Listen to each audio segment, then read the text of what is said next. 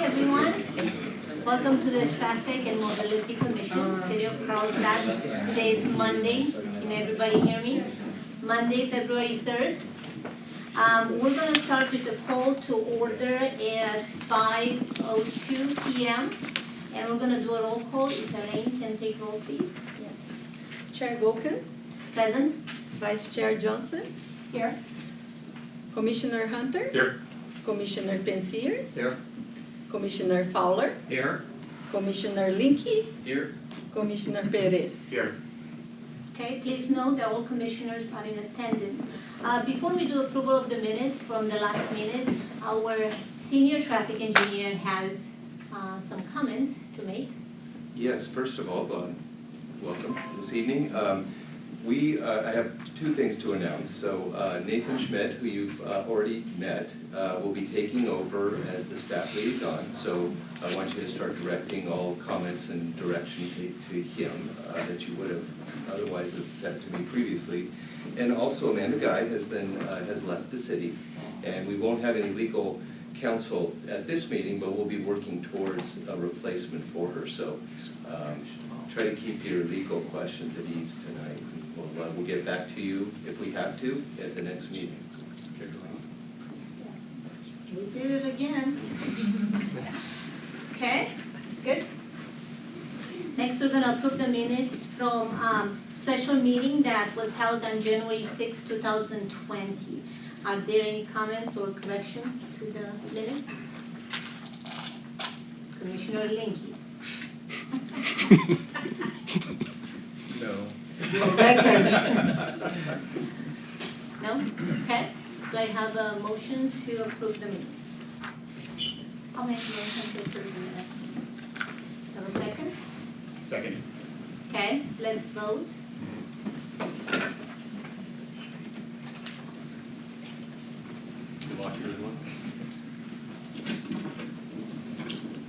Please note that it passed unanimously with 2 abstaining because Commissioner Hunter and myself were absent at the last meeting. Okay? Next, we're going to go to public comments. So we're going to go over the rules. In conformance with the Brown Act, no commission action can occur items presented during the public comments, so we can make any comments on items that are not on the agenda. A total of 15 minutes is provided, so members of the public can address the commissioners on items that are not listed on the agenda. Speakers are limited to 3 minutes each. If you do desire to speak during public comments, fill out the speaker card and give it to our minute clerk. If there are more than 5 speakers, the remaining speakers will be heard at the end of the agenda, just prior to the commissioner's report. When you are called to speak, please come forward to the podium and state your name. So that is for the public comments. We have the same rules for the agenda items, just slightly different. The way it's going to go, anything that the agenda, we're going to have, each item is going to be presented by staff, and commissioner will ask clarifying questions, after which I will open it to public comment. If you would like to provide any comments for that item on the agenda, please fill out the speaker card and give it to the minute clerk. Submit the form. When it's your turn, I will call your name and invite you to the podium. You have 3 minutes. Please state your name and your address. You may not give your time to anybody else, but if you are a group of 5 or more, we can give you 10 minutes, or it just depends how much time I allow. So with that said, we're going to open for public comments. I have 2 cards. Anybody else has any public comments that is not on the agenda? No items. Okay, so we're going to start with Mrs. Leila, and I'm going to let you tell us your last name. Panagitis. Panagitis. Leila's fine, thank you. So first I want to just start with a thank you, because I think a lot of times people come to meetings like this in city council and they come with complaints and concerns and problems, and I was raised in a household that if you came with a complaint or a problem, that you also come with a solution. And when I got into the business world, that was a good practice with my employees as well. So thank you for your time and your talents for coming tonight, for taking your time in trying to make our city better. And you probably have one of the most challenging jobs, which is dealing with traffic and mobility. So thank you for taking on that challenge. So I'm really here just to talk about an experience I had last week.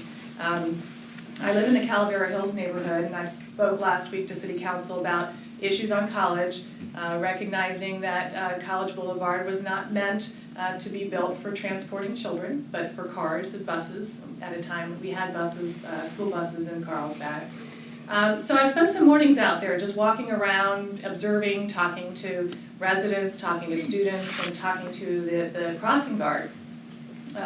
One of the crossing guards is at the corner of Tamarack and College Boulevard. So there's actually two places where Tamarack hits College Boulevard. It kind of wraps around.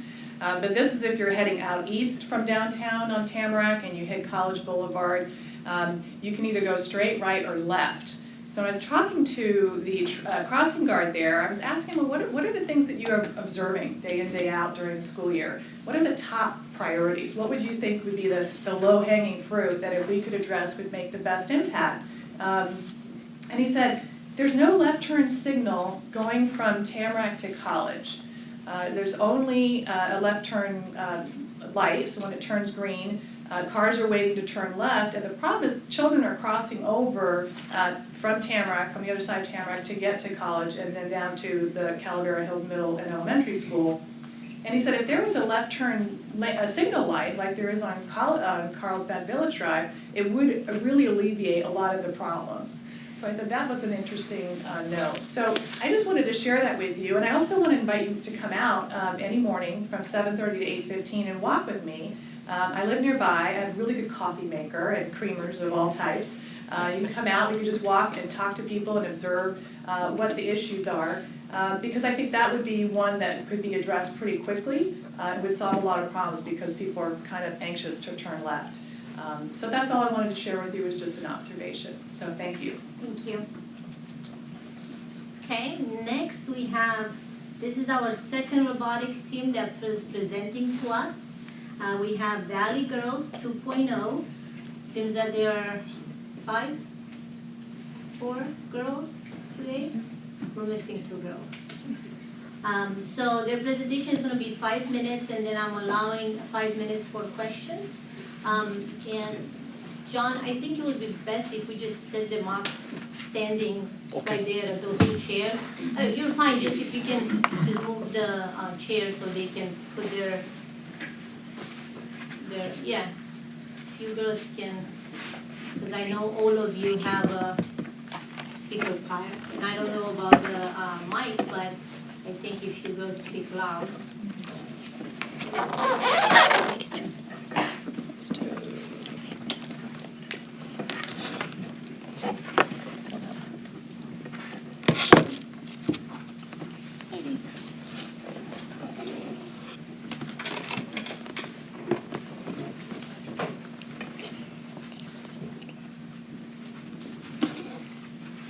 So whenever you girls are ready.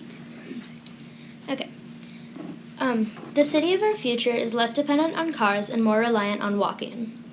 Walking keeps us healthier.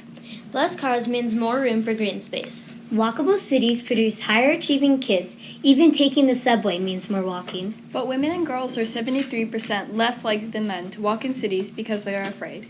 We must solve this problem and make walking safer. We are the Valley Girls 2.0, 7th graders from Valley Middle School. Keeping people safe is the city's first priority. We have focused on making sidewalks safer by using sensors throughout the sidewalk, and we have created a danger detector. I'm Josie. The Justice Department states that 32% of rapes occur in public spaces like sidewalks, and 1 in every 6 women have been the victims of sexual assault. 1 in 6. So, statistically speaking, 1 of the 6 of us? That's really scary. My name is Isabel. We've identified a specific public space in Hollywood, Western Avenue, between Santa Monica and Melrose Boulevards.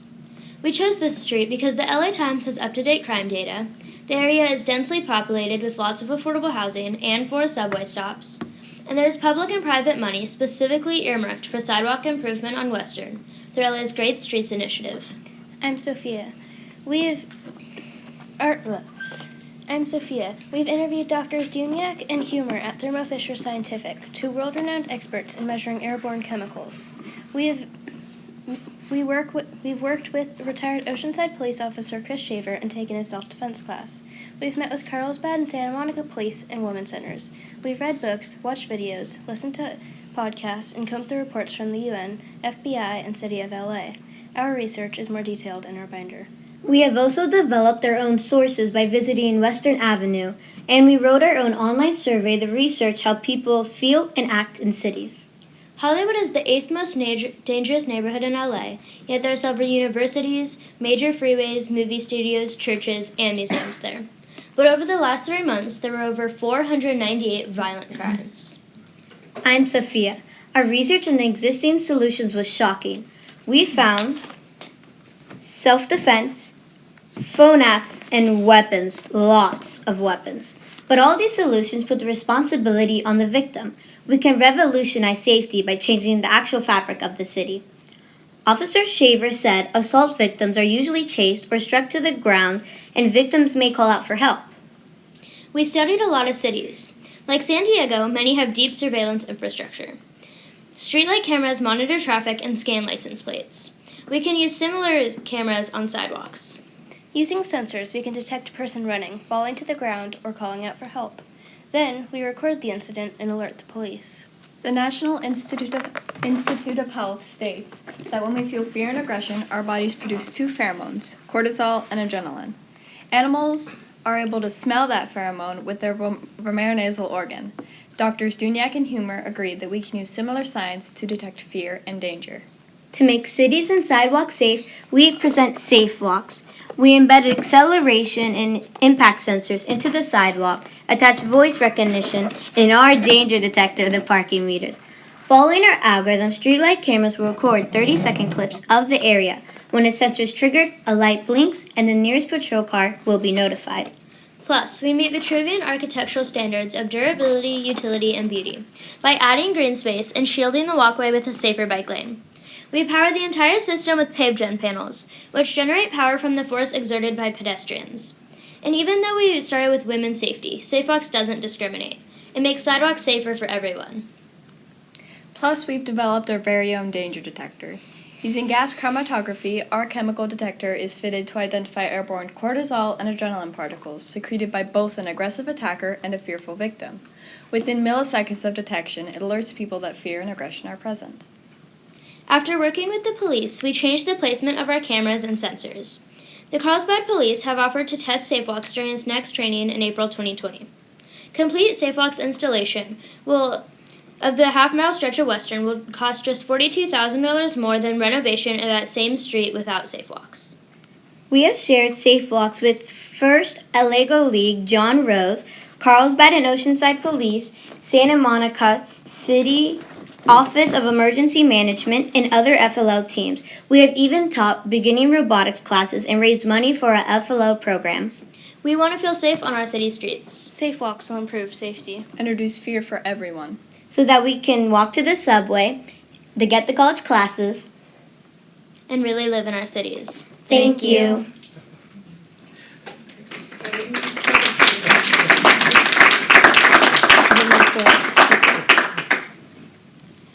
Do you have something else to say? Oh, we also wanted to mention that today, sadly, 2 of our members couldn't make it, so this is what we came up with, but Yes, we're missing 2 out of the 6 though. Any Yeah. questions? We have somebody that knows about police. Do you have some questions? No, technology is wonderful. I think incorporating stuff is out there. How do you distinguish between somebody who's running down the sidewalk for exercise and excreting lots of adrenaline for doing that, and somebody who's chasing? Oops. That's not fair. No, that's good. This is No, what we're- you're here. So obviously, as with any technology there will be false alarms. So, I mean, it's better to be safe than sorry, right? Absolutely. and also, since we have all these different layers, we have voice recognition, So then you would sense the adrenaline in the running, but you wouldn't hear someone yelling help while they're just taking a casual walk or run. So So you're saying that there are multiple sensors Yes. and they all need to be triggered for the alarm to go on, right? Not just one? Is that what you're, okay, that makes sense. Commissioner Linky? Did you say there was some sort of pilot project you're working on? Where is that going to be located? Or is there a specific area you're going to test it in? Or what's the nature of that pilot program with the Carlsbad Police? Well, the police offered to test it during their training with their canines, their dogs, right? So that would be located where In their training facility. was. Okay, thank you. It was a very good presentation. Thank you. I just wanted to comment, I'm not trying to show off myself, but I spent probably about 7 years in graduate school at UCSD, and probably by far, this is probably the best presentation I've ever It's very great. I mean, I'm really amazed with the information, the research that you girls did, especially the fight or flight, the cortisol and the adrenaline. It's amazing. But for me as a parent, having 2 daughters that go to school in Carlsbad Unified, this is amazing. I'm really impressed with the work that you did with this, and I really would like to see something, like you said, with testing this out in the city, because there are a lot of things that we see in Carlsbad that are potential dangers, but I really do think that this is a step towards helping out the community. So, great job. Thank you. How did you select your subject? So every year in robotics there's a different theme, and this year it was cities. And so we decided, since we were an all-girls team, that we wanted to do something because we knew about all of the violent crimes that happen in LA, and we didn't want to do something just right here because then we'd be afraid to go out and on our streets. And also Carlsbad's not a extremely dangerous city, so we chose LA, and that's when we came up with our. Good choice. Thank you, ladies. Thank you.